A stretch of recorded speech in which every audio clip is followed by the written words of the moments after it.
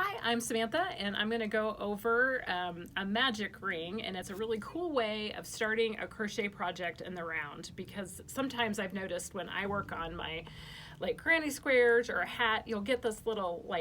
hole and it doesn't close up, and this is a great way to make sure that little hole at the beginning of any project in the round closes up. So Bea's going to come over and get close up with the process here. So I like to get my yarn, my working yarn, over my hands the way I like to hold it, and then I bring the tail under the yarn, and so the working yarn's crossing over the tail,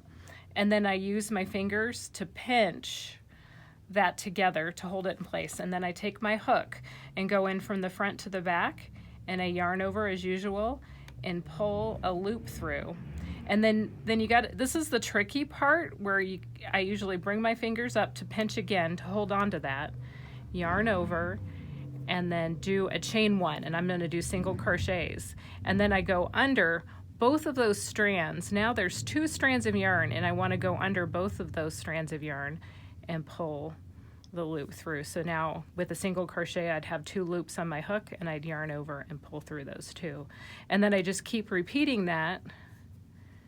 for the number of single crochets the pattern's telling you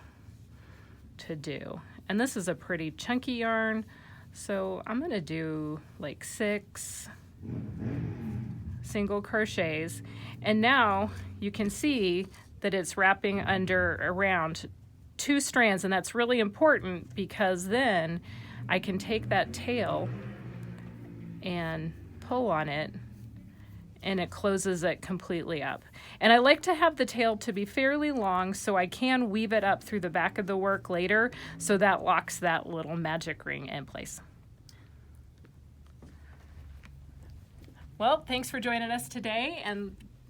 as usual, leave many messages or any comments, if anything else you'd like to learn.